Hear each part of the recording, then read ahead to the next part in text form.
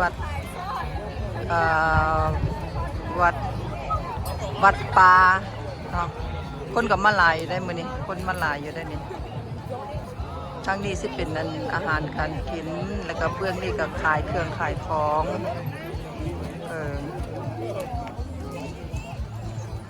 ตัวนี้นี่ transform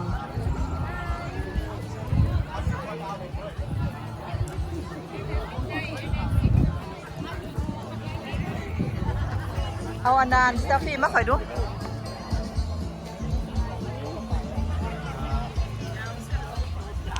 มื้อนี้เฮ็ดอีหยังขายอีหยังเนาะวันนี้มันขายสลากบ่มาซื้อสลาก โอ้ยหน่อยรางวัลที่1แม่นอีหยังรางวัลที่1มันเป็นทองคำนะคะทองคำบาทนึงบาทนึงที่โทรพ่อแม่พี่น้องมาเด้อมาซื้อเด้อรางวัลที่2ได้ขันรางวัลที่2มาเงินน้ำงานมี3รางวัลบ่มีแต่3รางวัลบ่มันนี่โอ้หมอคอฟฟี่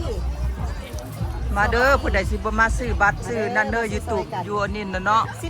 $10 $10สามารถเป็นเจ้าของทองคำได้1 บาทเนาะราคาเนาะราคาพันปลายเพิ่นได้เนาะบาทนึงก็ได้วัดอันพุทธบารมีมือสุดท้ายทิศสุดท้ายได้นี่สุดท้ายของปีเนาะบ่งวัดอื่นเขาจะเฮ็ดเบิดแล้วเนาะมีแต่วัดอันนี้แม่นเอาขอบใจหลายๆเด้อโอเคเอาโชคดีเด้อบ่ทุกคนเอาทุกคนเบิ่งได้คนนั้นซื้อได้นับไปขายต่อก่อน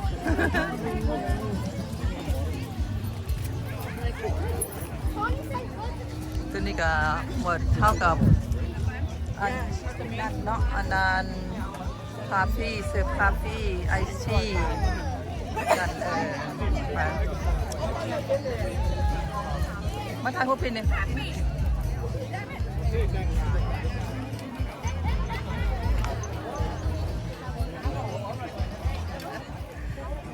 น้ำทะเลตุสัพพะตัสสะปะพุทธานุภาเวนัสสะทาโสเทภวังตุเตภวังตุสัพยิ้มเด้อยิ้มเด้อตุสัพพะเทวะตาสัพพะเวนัสสะทาโสเทภวังตุเตภวังตุสัพพะเวนัสสะทาโส No. I go get later on.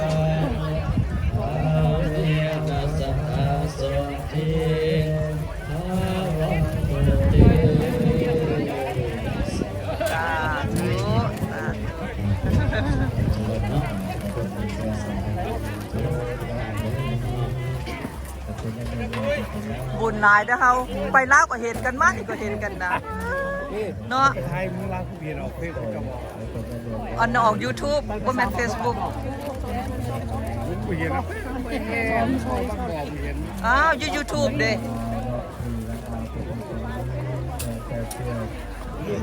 สบายดี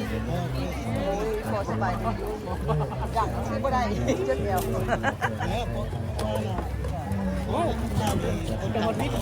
มาเอายางไปซื้อบ้านมาศิลปินยังมายักส่งไปญี่ปุ่นอยู่โซดีนะโซดีเองส่วนนี้ด้วยพวกหยิบเนาะต้องหยิบโบบีเว้ยโอ้ย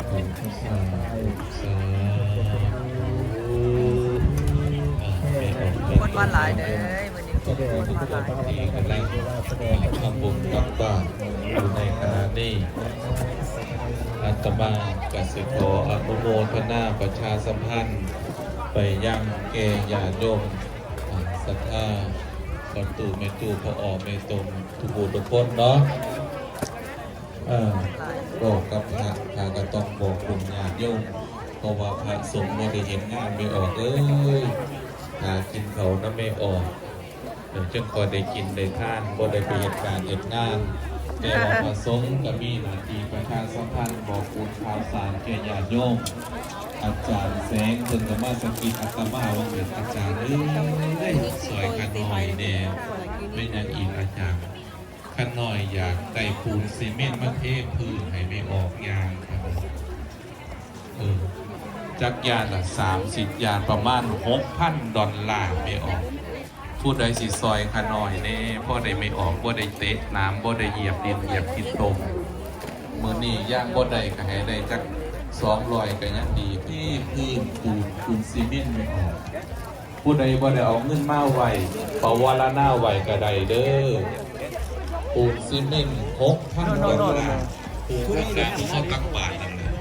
ตอนนี้ไปยืมถ่ายยางวัดใดผู้เขาปูไม่ออกยางอยากไปออกหัวเสียงที่ดินคนใส่สุดไปยองมาไว้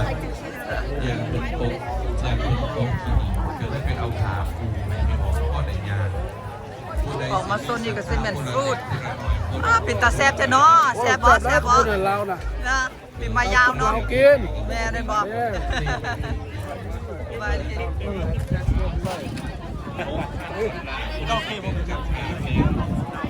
เป็นยังไงให้เราปีใหม่นี่กินข้าวกินน้ำหรอวะยัง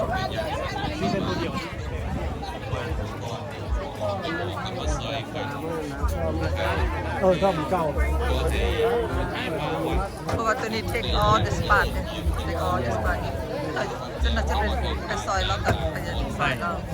เนี่ยไอ้นั่นเองแต่พอเป็น3แล้วก็ขายสิ้น โอ้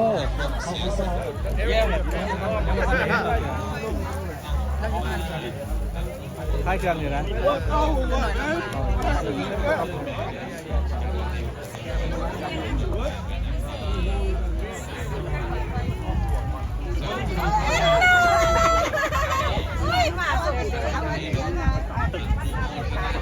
สบายดีเอ้ายางหนีไปว่ะ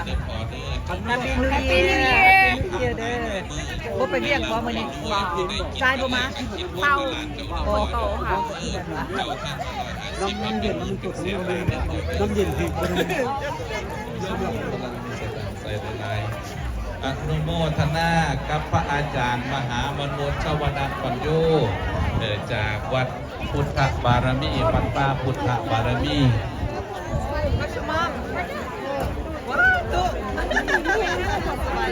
โอ้กันหน่อยอ่านอาจารย์มหามนุษย์ชวนาปัญโยจากวัดพุทธมหาพุทธภูมิจากซานโตโรซามีศรัทธาในมารวมตั้งบุญสงการกับวัดป่าพุทธบารมีอีก100 ดอลลาร์ก็ขออนุโมทนาอาจารย์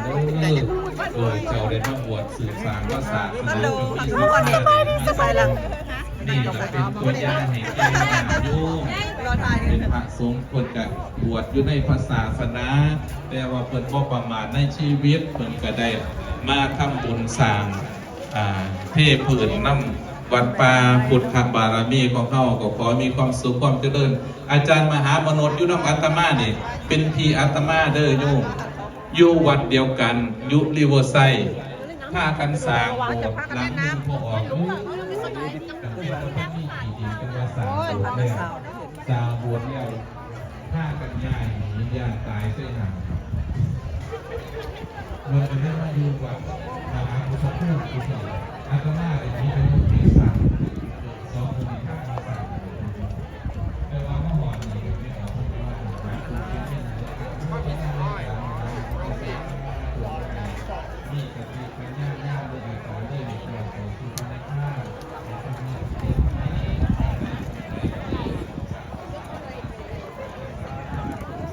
แยกสีโซ่คุณได้บอกว่า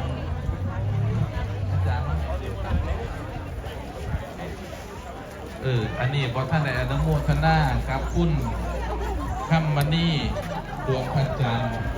บอกด้วยครอบครัวรวมทั้งบนอีก100 ดอลลาร์อนุโมทนาสา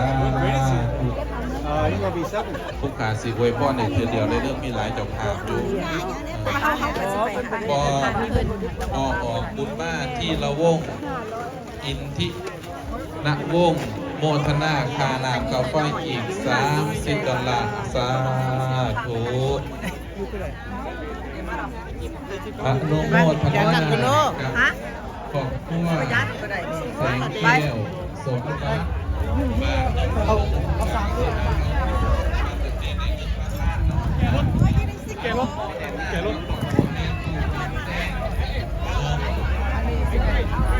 สมจิตพงษ์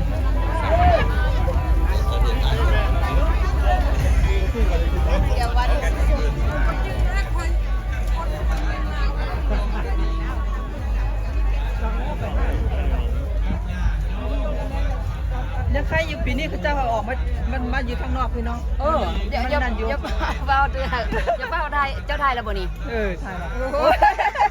เพราะว่าป้าใส่เครื่อง บอกวันนักศึกษามาอีกงามได้แพงงามได้สีมันงามขนาดสีเขียวนะไปเถอะคนนั่งไปรอกินข้าวชอบกินข้าววันนี้ชอบกินข้าววันนี้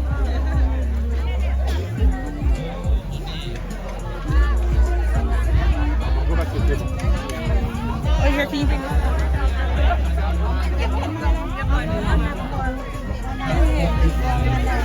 อ่านขอบคุณเส้นมันขอบคุณเอาเส้นมาใส่เส้นใส่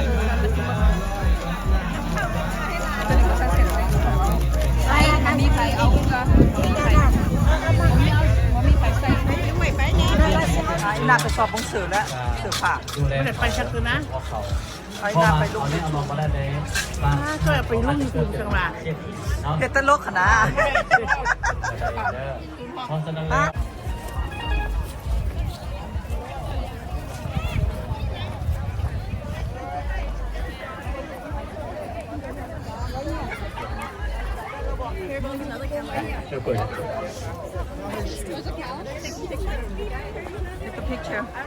สวัสดีปีใหม่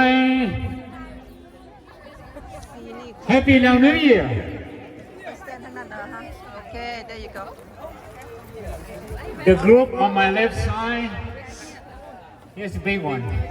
from I believe from Richmond California Welcome to the New Year at วัดลาวพุทธปารมีเมืองเฟรฟิลด์ก่อนอื่นในนามของพระสงฆ์ซึ่งเป็นจำพรรษาอยู่วัดลาวพุทธปารมีและในนามคณะกรรมการบริหารวัดลาวพุทธปารมีแห่งนี้ยินดีต้อนรับพุทธบริษัททั้งคนลาวทั้งคนไทยอเมริกันและคนแคนเบอร์เรียอเมริกันและคนพม่าอเมริกันและทุกรุ่นของเราเนาะทั้งคนอเมริกันเอง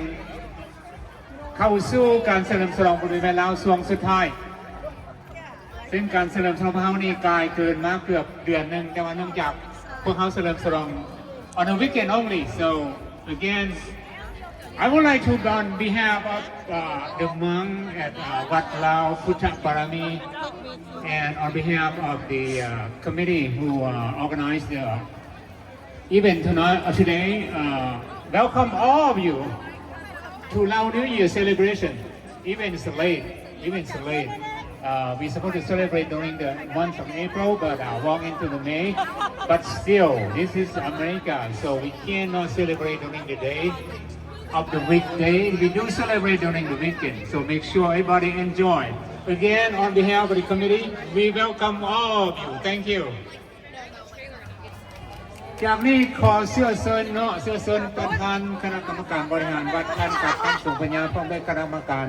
ผู้ที่ available please join me on the stage thank you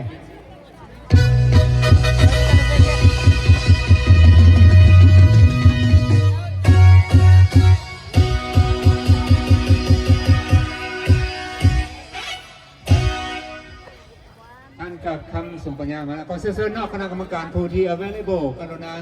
เสื้อเซินทางเชิงเวทีนำพวกข้าพเจ้านะครับเซิน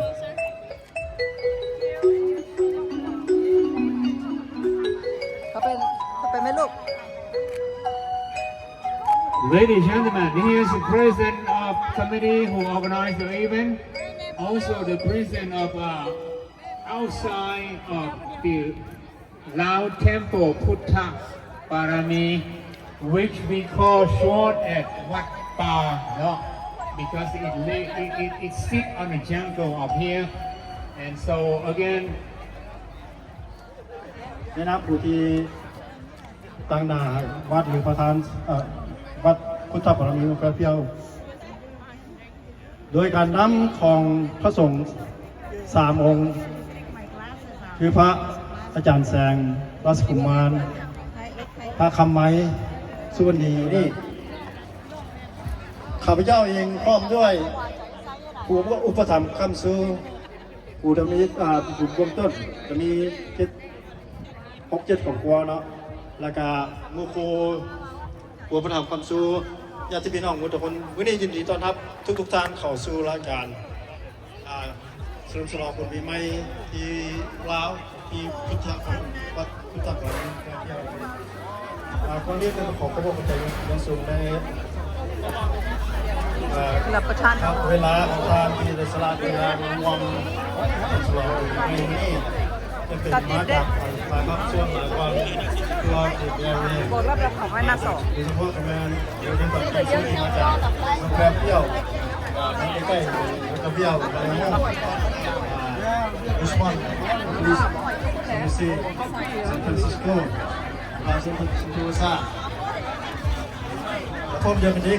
ข้าพเจ้าเองก็ขอขอบคุณใจน้ำพระสงฆ์ที่ได้มาร่วมทำบุญกุศลร่วมจัดแจงสถานที่ เดี๋ยวบ้านนั่นคนไม่กล้าสนอกเห็นผมมันดีได้มันข่าวบนสิเนาะอันนี้มันอยู่ในเครื่องนึงเดือนเครื่องนึงที่มันลำบากนะแต่เป็นงานได้ ทิมออกได้นี่ โอ้ ทิมออกไปนั่งมันกงไม่กับทิม แล้วมันงามได้งาม เอาออกไปเรื่อยๆจะหน่อยมันก็เบิดละ มันก็เบิดเนาะ แล้วก็ส่งคนลาว เอาอันเดียวนี่ ก็ส่งคนเดียว อันเดียวแล้วคนหลาย เยอะมาก เอาใส่คนละอันสองอัน โดยเฉพาะเขาส่งที่ไปซื้อคือเขาส่งฟรีนะครับริชมอนด์ตัวคนนี้แล้วเขาก็เข้าใจในส่วนแล้วเขาคือโอกาสที่เขาเข้าใจนั้นคือที่ไม่เจอ ของไดแอดเอาไปได้หลาย